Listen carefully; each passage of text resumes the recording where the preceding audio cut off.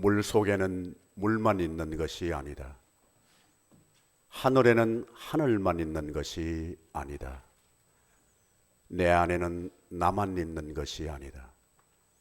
내 안에 있는 이여, 내 안에서 나를 흔드는 이여, 물처럼 하늘처럼 흘러서 내 은밀한 꿈과 만나는 이여, 그대가 곁에 있어도 나는 그대가 그립다. 유시화라고 하는 분의 시 가운데 한 부분입니다. 그분에게 있어서 도대체 자기 안에 있는 그대는 누구일까? 왜 자기 안에 있는데 여전히 그대가 그리울까? 우리가 그 시를 생각할 적마다 이런 생각을 합니다. 혹시 그분의 그대는 내게는 행복은 아닌가? 내 안에 있는 행복을 두고 나는 그리워하고 있지는 않는가? 더 범위를 좁히면 혹시 그분의 그대는 내게 주님은 아닌가? 내 안에 계심에도 불구하고 나는 그분을 그리워하고 있는 것은 아닌가? 알 수 없는 이 흔들리는 것 같은 이 고백, 그것은 우리 모든 사람들이 공감하는 것이 아닌가 생각합니다. 10길 물속은 알아도 한 길 사람 속은 모른다는 우리 한국 옛말이 있습니다. 그렇게 깊지 않는 한 길밖에 안 되는 사람의 마음을 알기가 어렵다면 주님의 세계는 우리가 어떨까? 여러분, 주님을 우리가 다 알고 있기 때문에 신앙생활을 해나가는 줄로 믿습니다. 나나 여러분들이나 주님을 모르는 사람이 아닙니다. 그러나 우리가 다 아는 것도 아닙니다. 아는 것은 확실하지만 우리가 전부 알지는 못합니다. 그래서 우리는 점차점차 우리의 연륜이 더해가는 것만큼이나 봉사하고 기도하는 횟수가 많아지는 만큼이나 우리는 예수님을 더 깊이 우리가 체험해야 될 줄로 믿습니다. 그것이 크리스찬다워지는 가장 구체적인 비결이라고 믿습니다. 우리 2016년도는 그렇게 감미롭게 출발되지 않는다고 믿습니다. 우리가 더 이전보다 주의해야 하고 이전보다 우리 자신과 주님에 대해서 더 깊이 생각하지 않으면 놓치기 쉬운 주님인 줄로 믿습니다. 손자의 병법 가운데 지피지기, 상대를 알고 나를 알면 백전불태, 위험하지 않다는 말처럼 내 자신을 냉정하게 깊이 해부하듯이 들여다볼 줄 알고 주님의 세계에 도전할 때 비록 여건은 달라진 것이 없다 손치더라도 작년보다 가정이 더 구체적으로 우리 교회가 여건이 달라진 것은 없을지라도 사람은 바꾸지 않았을지라도 행여라도 그렇게 되면 우리에게 새로운 삶과 마음 속의 변화가 일어날 줄로 믿습니다. 깊이 생각하기 위해서 오늘 우리는 구약과 신약에 있는 본문 말씀의 공통점 가운데 예상을 뒤엎는 본문 현장을 우리가 체험하는 것입니다. 먼저 구약으로 보면은 이 하나님 마음을 이해하기가 어렵습니다. 이스라엘 백성들이 우리에게도 왕을 달라는 거예요. 이때는 이스라엘 왕국에 왕이 없었을 시대 아닙니까? 사무엘에게 그렇게 요구합니다. 근데 사무엘이 기분이 좋지 않습니다. 왕 구하는데 왜 좋지 않아요? 기쁘지가 않습니다. 그럼에도 불구하고 사무엘은 그 자리에서 즉답으로 안 되는 거야 그렇게 말하지 않고 하나님께 기도하면서 여쭤봅니다. 이것은 신앙 공동체의 지도자의 필수 요소임에도 불구하고 우리가 소홀히 여기거나 놓치기 쉬운 부분이라고 생각합니다. 우리는 우리 기분에 맞지 않으면은 안 돼. 그 자리에서 대답해야 아주 좋은 지도자이고 확신이 있고 카리스마가 있는 지도자처럼 자신과 상대가 그렇게 인식하기 쉽습니다. 그러나 사무엘은 그렇게 하지 않았습니다. 자기 마음에 안 드는 것을 원하지만 하나님께 여쭈어 봅니다. 하나님이 대답이 그렇습니다. 백성들이 왕을 구하는 것은 너를 버리는 것이 아니야. 네가 싫어서 그런 것이 아니야. 나를 버리는 거야. 거기까지는 이해가 됩니다. 그런데 하나님은 사무엘에게 그 백성들 소원 다 들어줘. 마음에 내키지 않는 것을 허락하시는 하나님. 여기 어떻게 보면 겉과 속이 다른 이중의 하나님의 세계를 경험합니다. 우리 이 하나님도 경험해야, 인정해야 우리의 신앙생활에 더 성숙해질 수 있다고 믿습니다. 말하는 액면 그대로 그냥 알았어요, 네, 이렇게 하는 받아들일 말이 아니라는 겁니다. 허락은 하시되 거부하시는 허락입니다. 이 허락은 심판적인 허락입니다. 우리는 흔쾌한 허락을 받을 수 있는 자세를 취해야지 불쾌한 허락, 심판적인 허락을 하시는가 우리가 주의해야 할 줄로 믿습니다.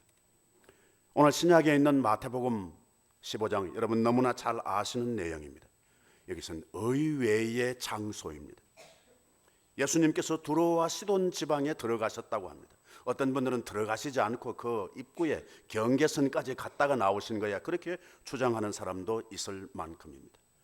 이것도 마태복음을 깊이 묵상하는 사람에게는 충격적인 장소입니다.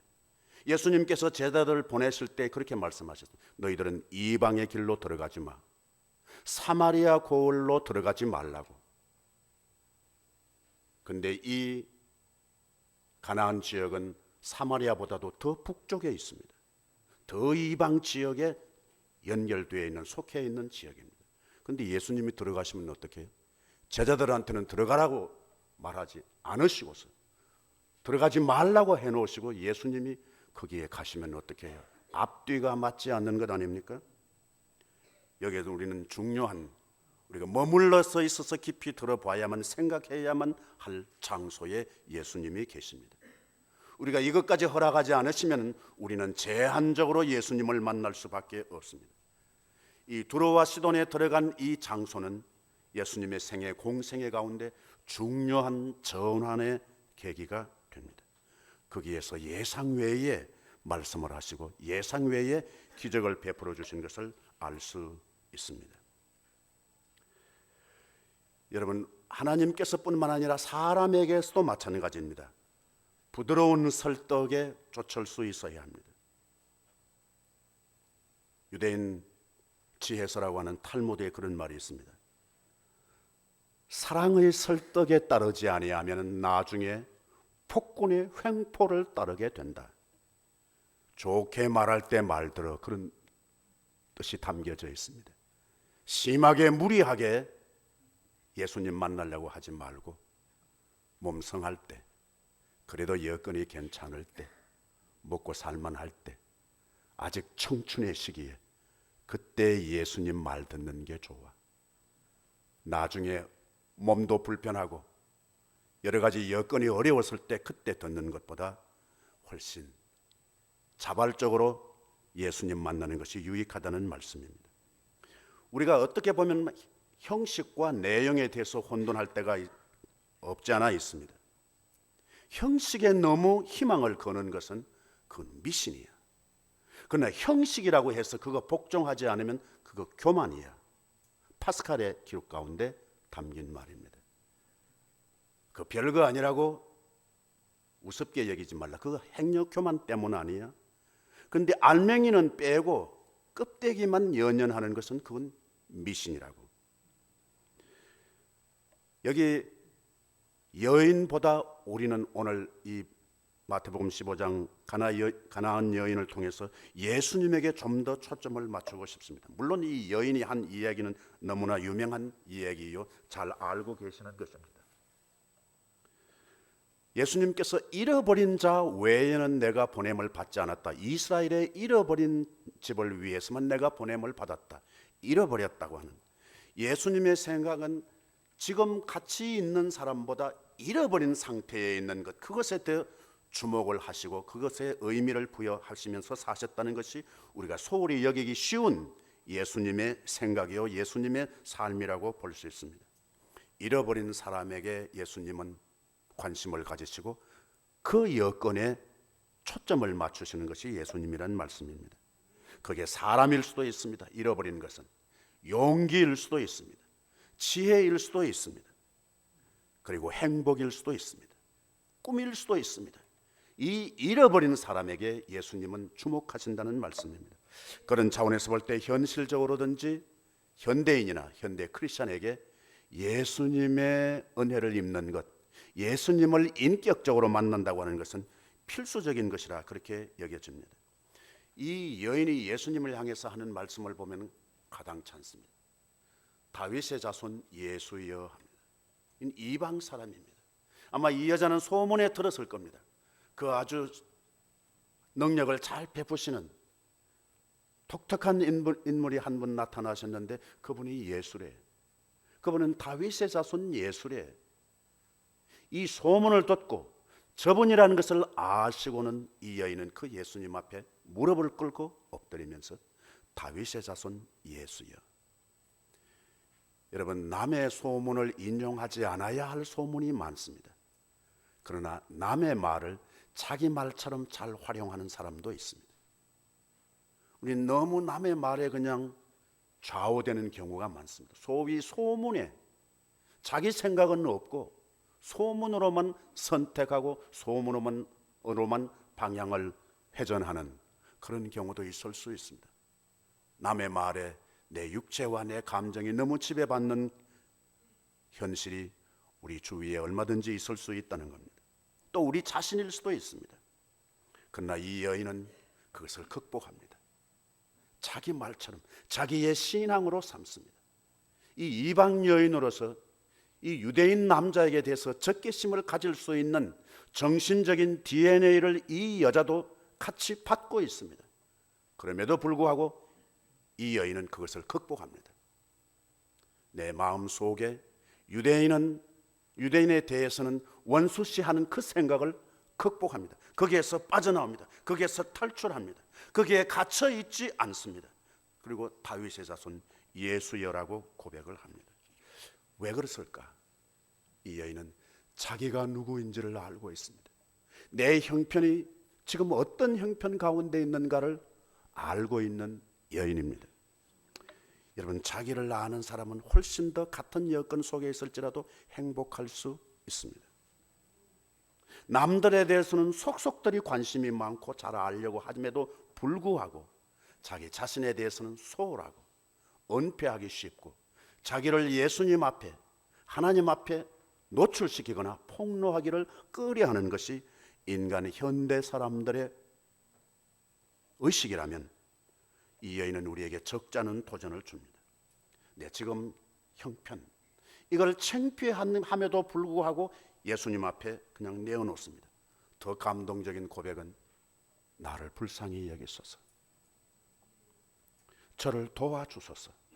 나중에 저를 도와주소서라고 하면 나라는 말보다 더 우리 한글 표현은 자기를 낮추는 말입니다.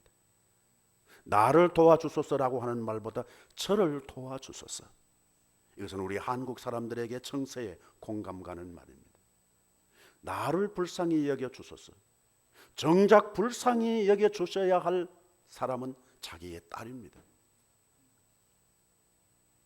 흉악한 귀신에 들렸다고 합니다. 정말 불쌍합니다. 에미의 입장에서 보면 더더욱 안타깝습니다. 그의 청춘이 아깝습니다. 그의 성품이 아까웠을 수 있습니다. 형제가 몇이 있었는지는 모르지만 이 에미에게는 그 형제들 가운데 이 흉악한 귀신 들린 딸이 유독히 엄마를 잘 이해하고 공감하고 엄마의 마음을 잘 위로해 주는 딸이었을 수도 있습니다. 그래서 더 안타까울 수도 있습니다. 자기 딸의 재능이 아깝습니다. 딸의 장래가 엄마의 눈에는 보입니다. 아깝습니다. 그런데 흉악한 귀신이 들렸습니다. 이런 절망적인 상황 가운데서도 이 여인은 예수님께 매달립니다. 치유를 부탁하는 것입니다. 세네카의 말 가운데 그런 말이 있습니다. 병을 낫기 위해서 노력하는 사람은 반은 나은 거다. 여러분, 예수 잘 믿으려고 노력하신다면 여러분은 이미 반은 잘 믿고 계시는 겁니다. 노력하지 않고 있으면 잘 믿는데도 불구하고 세월 가면 더 까먹을 수 있습니다. 여러분이 행복하기를 원해서, 행복하기 위해서 무엇인가 노력하고 계시다면 여러분은 이미 반은 행복하신 분입니다. 어떻게 하면 행복할까? 시간을 바꾸어 볼까? 말을 바꾸어 볼까? 노력하시면 이미 여러분은 행복의 문에 성큼 들어와 계시는 줄로 믿습니다. 사랑도 마찬가지입니다. 어떻게 하면 내가 더 사랑할 수 있을까? 노력하시면 이미 여러분은 반은 사랑하시고 계시는 것입니다. 시작이 반이면 다라고 하는 말처럼 우리가 무엇인가 노력한다면 하나님께서는 그것을 이용하셔서 우리가 원하는 것을 하나님의 마음에 맞게, 하나님의 시간에, 하나님의 상태에 일치시켜 주실 줄로 믿습니다. 이 여인이 또 하나 위대한 것은 끈질깁니다. 끈질깁니다. 무엇이 끈질기게 만들까? 나는 기분이 아니라고 봅니다. 기분은 인내를 만들어내는데 지극히 초보입니다. 그러나 이 여인에게 어떻게 인내를 만들어내었을까? 나는 칼날보다 더 날카로운 의지를 동원했기 때문이라고 봅니다. 이 여자가 왜 감정이 없어요? 왜 기분 나쁜 걸 몰라요? 그러나 그것은 이 여인에게서는 그것이 사소한 것인 만큼 안에 더 강력한 의지로 무장되어 있었다는 겁니다. 이 여인을 통해서 예수님이 더 깊이 체험되는, 예수님의 관점에서 보면 몇 가지의 단계가 있습니다. 그 첫 번째 단계가 예수님이 대답을 안 하시는 겁니다. 다윗의 자손 예수여, 나를 불쌍히 여기소서, 그렇게 외치고 그 앞에 엎드려서 절함에도 불구하고 예수님은 침묵하십니다.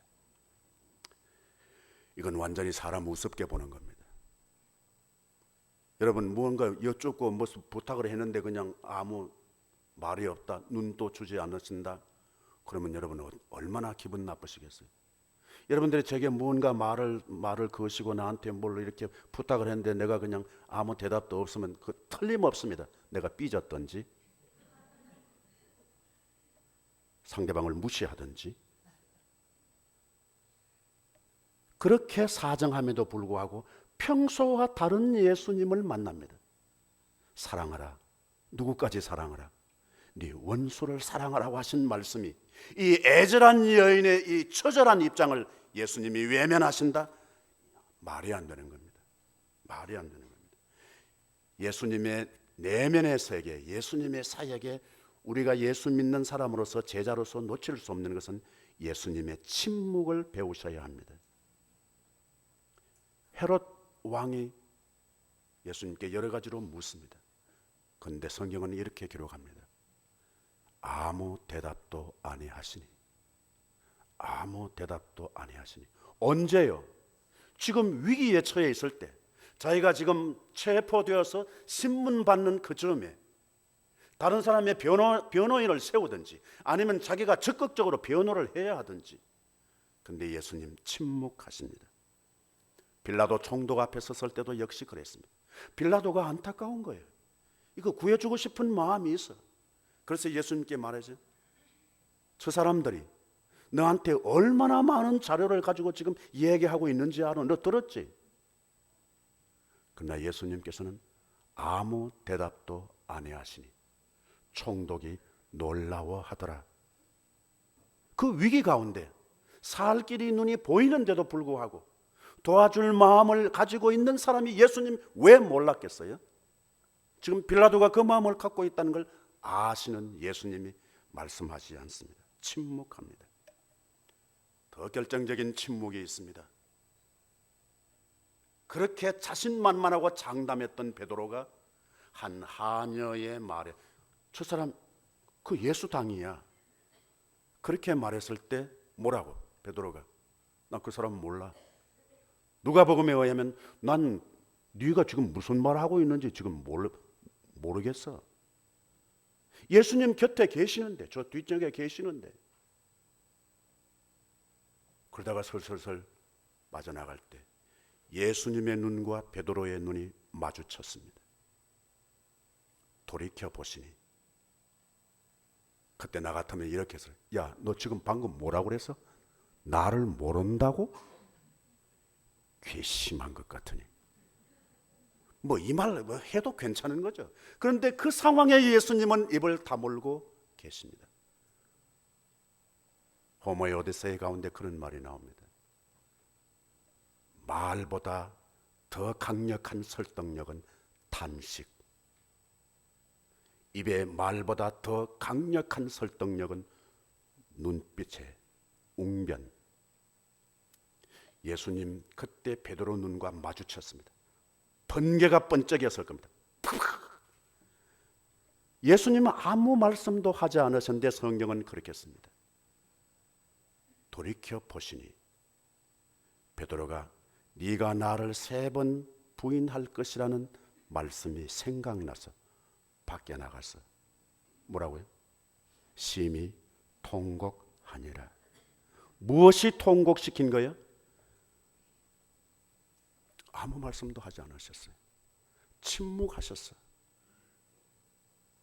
예수님의 사역의 중요한 특징은 침묵입니다. 도살장으로 끌려가는 어린 양처럼, 틀 깎는 자 앞에 어린 양처럼 그 입을 열지 아니하셨다. 그것은 이사야 선지자가 수천 년 앞으로 내다보는 메시아의 이미지를 예언한 말입니다. 도살장으로 끌려가는 어린 양. 우리는 도살장까지 끌려가지도 않아. 좀 기분 나쁘면 어떻게 해요? 무슨 소리 하고 있는 거야? 전화를 하든지 그냥 문을 팍 차고 들어가서 발로 차고 이리 나와. 뭐 이래야 우리는 해결이 될 줄로 생각할 때가 얼마나 많은지 모릅니다. 전혀 우리와 예상을 달리하는 침묵, 오히려 선동하고 그렇게 해야 될 것 같은데 침묵하십니다. 디오노시우스라고 하는 분의 글 가운데 그런 말이 있어요. 나라를 멸망시키기 가장 좋은 쉬운 방법은 선동자에게 힘을 실어주는 것이다. 난 나라만이 아닐 수 있다고 봅니다. 교회를 어떻게 하면 빨리 영성이 쇠퇴하고 신앙의 공동체의 결속력을 망가뜨릴 수 있는가? 그건 선동자에게 힘을 실어주는 겁니다.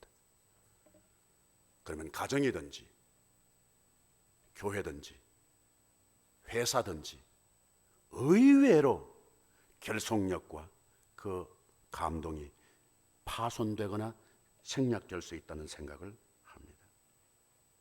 여러분, 예수님의 내면의 세계의 1단계는 침묵하는 예수님을 목격하셔야 되고, 침묵하시는 예수님에게서 그 내면의 세계를 들을 수 있어야, 읽을 수 있어야 예수님을 깊이 생각하시는 거라고 믿습니다.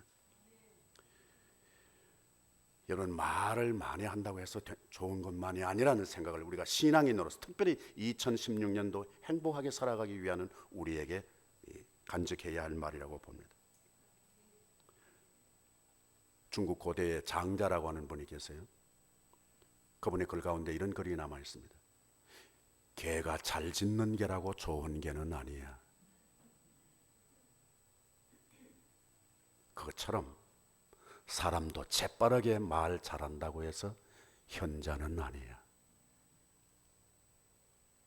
우리는 말 못하면 죽을 줄로 알아요. 말 못하면 나를 무시할 줄로 알아요. 한 마리 태산 같은데 그냥 그것을 침묵시킨다고 하는 것은 이게 아주 엄청나게 어려운 고도의 경지에 있지 않으면 안 될 일이라고 생각합니다. 제2단계는 침묵하시는 것보다 더 혹독한 내면의 세계를 보여주십니다. 어떻게 자녀에게 줄 떡을 개에게 주겠느냐? 이 말은 무슨 말이에요? 넌 개야. 이 정도 되면 어떻게 해요? 알았어. 내가 2번 다시 너한테 와서 사정하나 봐. 나는 이 교회 절대 안 나온다. 뭐 그렇게 하고 돌아서도 당연한 거죠. 당연해. 어떻게 개 취급을 하느냐 말이에요. 설사 자기 마음에 있다 손치더라도 예수님은 그렇게 말씀하시면 안 되지. 여러분 목회자도 또 속은 다 똑같은 거 아니에요. 그러나 말하는 것과 말하지 않고 그냥 넘어가는 것은 그 지도자의 이게 성숙의 경지란 말이지. 얼마만큼 성숙하냐. 말거리가 없어서 말하지 않는 것이 아니죠. 근데 예수님이 이렇게 말씀하시면 안 돼. 뭐 그렇게 하시고 뭐 인류를 구원하신다고? 없어.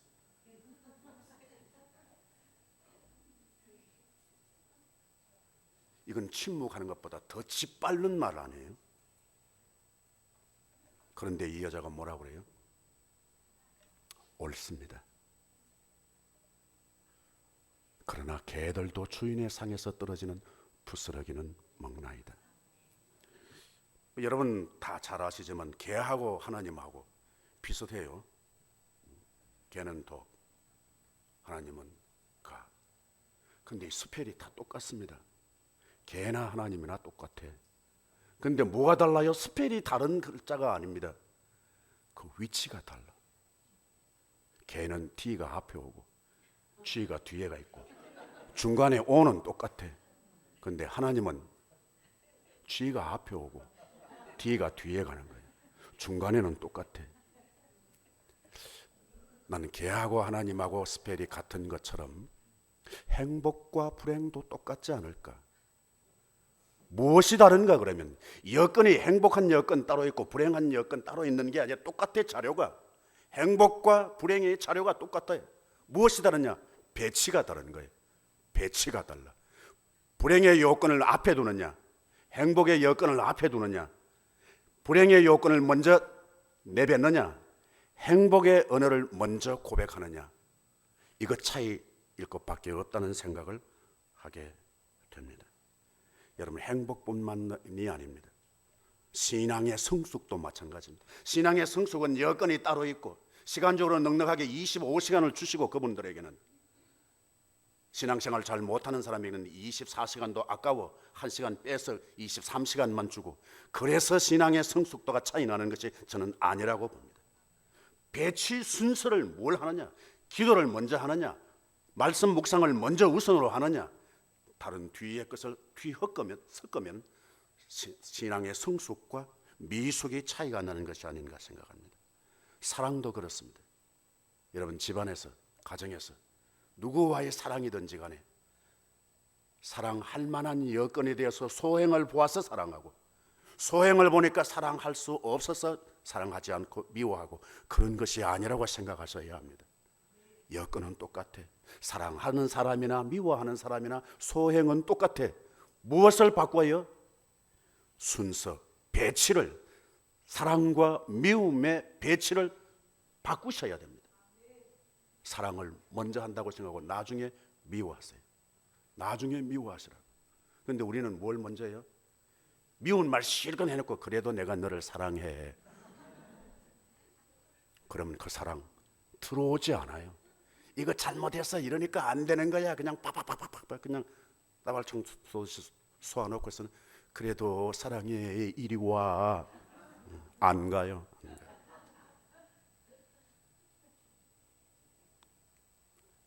여러분 이 여인은 바닥까지 떨어졌습니다. 누구한테? 긍휼이 유난히로 풍성하신 예수님한테 바닥까지 짓밟힌 거예요. 여러분 혹시 내가 자존심 상해, 분해, 억울해, 못마땅해, 우리 집이 왜 이래, 우리 교회가 왜 이 모양이야 그렇게 느껴지시면 그래도 아직 살만하구나 그렇게 생각하시면 됩니다. 제가 한국에 있을 때 아주 유명한 의사분 한 분 계셨어요. 그분 자신의 표현으로 세계적인 의사야 그 분야에.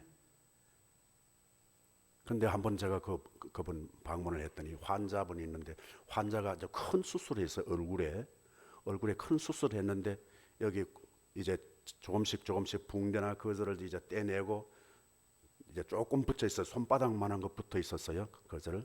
근데 그 환자가 그날 내가 있는 데서 그 의사한테 그렇게 말하는 거예요. 요거 조그만한 거 붙여주세요. 그러니까 손바닥만한 게 이게 너무 보기 흉하다 이거죠. 그런데 그 의사 선생님이 참 용감한 의사 선생님이요. 환자를 딱 쏘아보더니 살만하구나. 아니 그냥 붕대 칭칭 감고 눈만 내놓고 다녔을 때도 있었는데, 아니 그거 손바닥만한 하는 거 붙이고 그거 뭐 한 달이라 가라고 하는 거야? 1년을 가라고 하는 거야? 며칠만 있으면 이거 떼는 건데. 여러분 조금 못마땅한 게 속에서 꾸역꾸역 올라오시거나, 아 내가 살만한가 보다. 여러분 이 여인은 끝까지 바닥까지 떨어져 있으면서 그것을 버텨냅니다. 위대한 여인입니다. 신앙의 기초가 없는 사람입니다. 하나님의 율법에 대해서 무식한 사람입니다. 예수를 그렇게 깊이 체험한 사람도 아닙니다.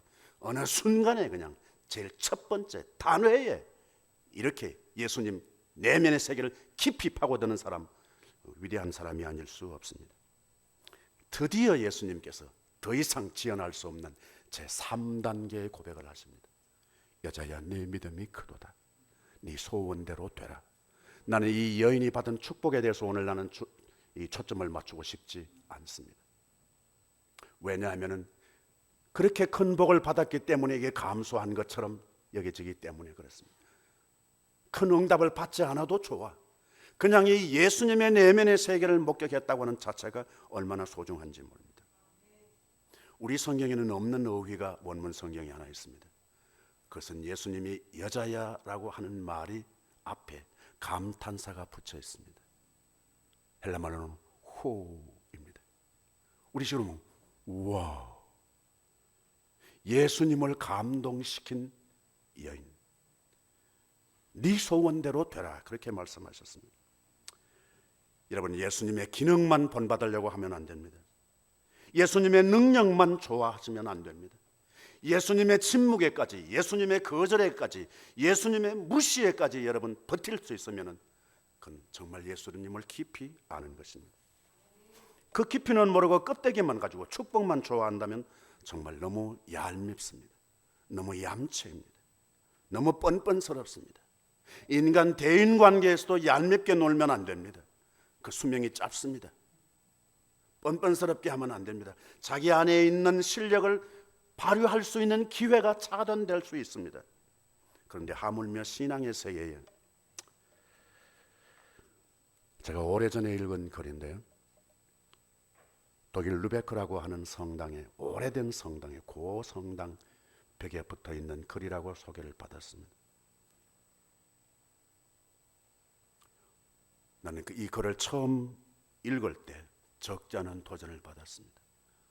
아, 나는 너무 껍데기 예수 사랑하는 사람이었다. 그 글은 이렇습니다.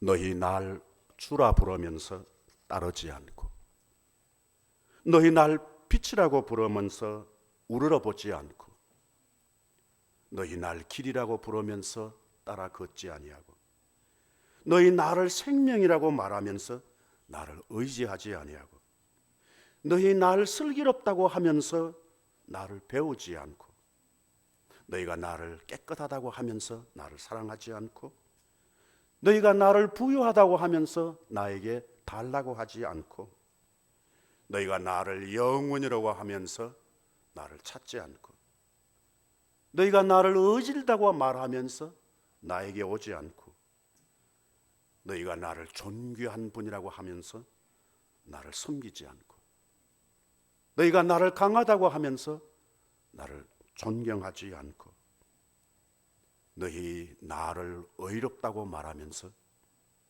나를 두려워하지 아니하니, 그런즉 나도 너희를 꾸짖어도 나를 탓하지 말라.